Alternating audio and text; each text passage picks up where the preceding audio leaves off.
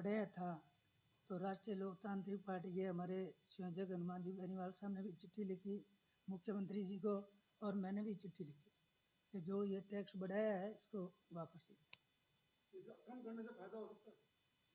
कम करने से फायदा तो होगी अगर मंडियाँ स्टैंड रहेगी। मंडियाँ अभी क्या हो रहा है, किसान MSP पे फसल बेचने के लिए मंडी में आता है, एक जगह सब मंडी में इकट्ठे हो गए वहाँ पे, लेकिन मंडियाँ ख़त्म हो जाएगी तो वो सिस्टम रहेगा ही नहीं।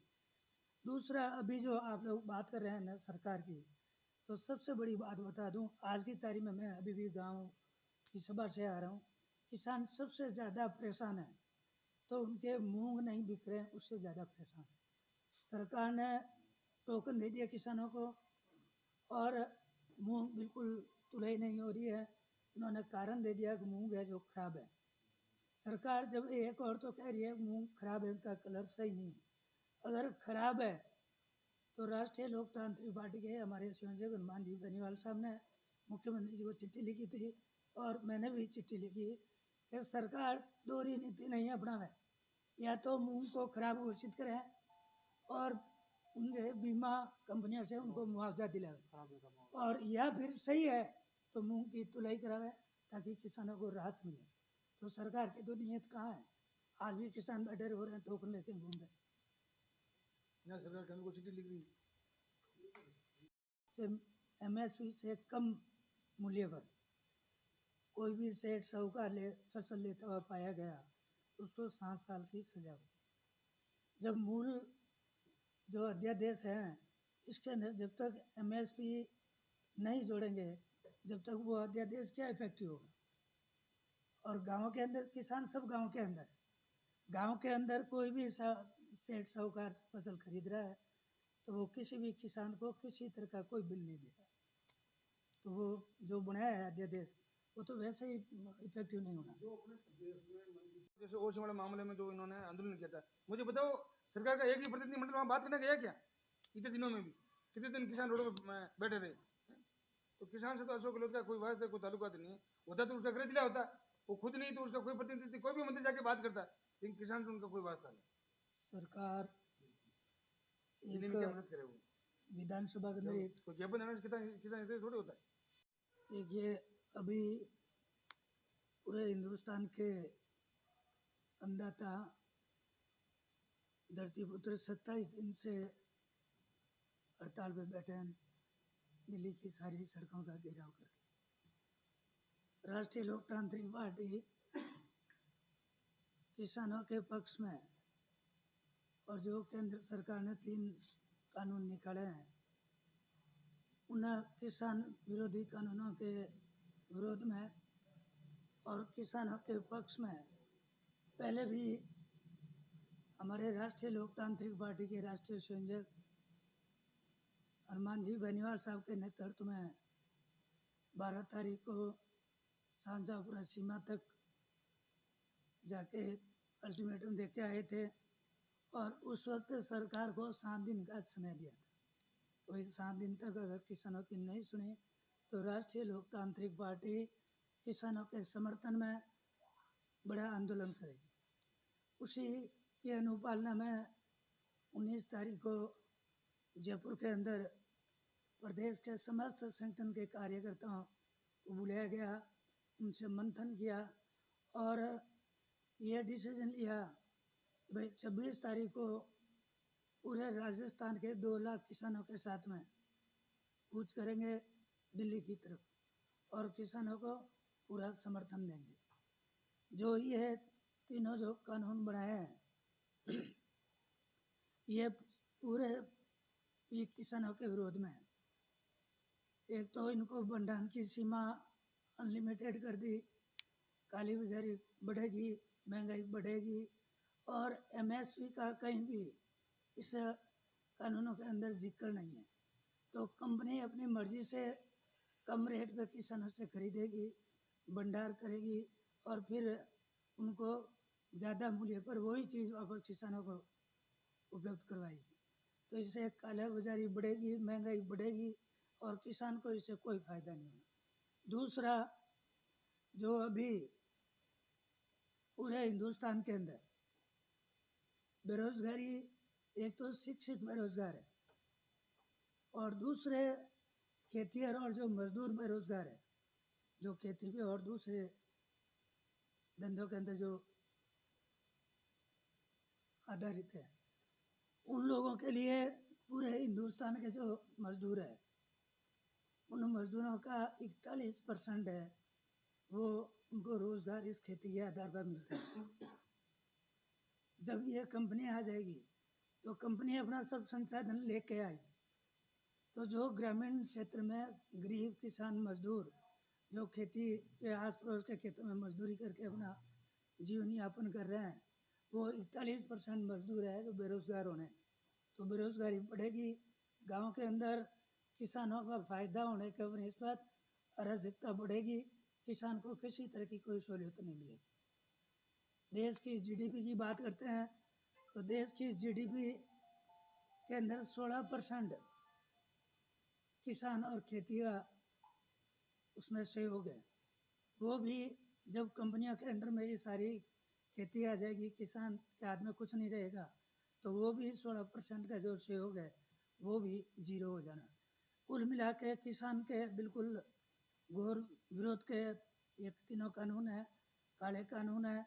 इनको वापस लाने के लिए राष्ट्रीय लोकतांत्रिक पार्टी के हमारे राष्ट्रीय संयोजक हनुमान जी बेनीवाल साहब ने 19 तारीख को जो संसद के अंदर 3 समितियों के अंदर सदस्य इनको बनाया गया था, उनसे भी किसानों के समर्थन में उन्होंने अपना त्याग पत्र दे दिया था उसी दिन। और 22 तारीख को भी दिल्ली कूच का प्रोग्राम है, 26 तारीख को दिल्ली कूच का प्रोग्राम है। और दिल्ली कूच में पूरे राजस्थान से लाखों किसान, 2 लाख प्लस किसान वहाँ इकट्ठे होंगे और उनकी उपस्थिति में जो भी आगे का डिसीजन है वो होगा। हम राष्ट्रीय लोकतांत्रिक पार्टी पूर्ण रूप से किसानों के साथ में है, इन तीनों कानूनों के विरोध में है और किसान के हित की बात करने के लिए हमेशा किसी भी स्तर पर किसानों के लिए लड़ाई लड़ने के लिए तैयार है। तो डायरेक्ट समर्थन वापसी की घोषणा क्यों नहीं करते? डायरेक्ट तो अभी बातचीत भी हो रही है, हो सकता है वो मान जाए। अभी भी 19 तारीख को जो प्रेस कॉन्फ्रेंस थी हमारी जयपुर में, उस दिन भी हनुमान जी के पास में टेलीफोन आए थे, बातचीत हुई। तो अगर 26 तक मान जाए तो ठीक है, नहीं तो आर पार ही है। 26 का तो अल्टीमेटम दे ही रखा है। बीजेपी ने कहा है कि हनुमान केजरीवाल माइलेज की राजनीति कर रहे हैं, किसानों को के समर्थन दे संसद में और बाहर जब उनको लग रहा है कि पॉलिटिकल माइलेज लेना है तो विरोध में आ गए। ऐसा कुछ नहीं है, तो मेरी बात सुनो। संसद में तो पूरा मीडिया को दिया ना, पूरे हिंदुस्तान को पता है कि झूठी कोरोना रिपोर्ट देके उनको बाहर रखा। और जब जयपुर में आके उन्होंने वापस 4 रिपोर्टें करवाई, चारों नेगेटिव आई और मीडिया आप लोगों का सहयोग रहा, मीडिया में सब सारी वो रिपोर्टें आई, तब उनको भी वहाँ बुलाना पड़ा। और दिल्ली की जो टेस्टिंग लैब है उसने भी सैंपल लेके नेगेटिव घोषित करके विदिन 7 डेज, मतलब इस विधेयक के 7 दिन बाद में उनको संसद में अलाउ किया गया। संसद में अगर होते तो इसकी प्रतियां फाड़ते वो। फाड़ने से नहीं, जब जैसे अकाली दल था, हाँ तो वैसे बिल्कुल विड्रॉ किया, तो आप लोग 27 दिन का क्यों इंतजार कर रहे हैं? अब तक आपको पता है ऐसा है, पता तो है, लेकिन किसान पक्ष में कर रहे हैं ना। इतने दिन तो हमने गांव में नुक्कड़ सभाएं की, किसानों को समझाया। और अब हमारा ये जो है निर्णायक मार्च होगा जो दिल्ली कूच कर रहे हैं। किसान तो बैठे हैं, आप 2 लाख और चले जाओगे, क्या फर्क पड़ेगा? तो सरकार के तो फर्क कैसे नहीं पड़ेगा।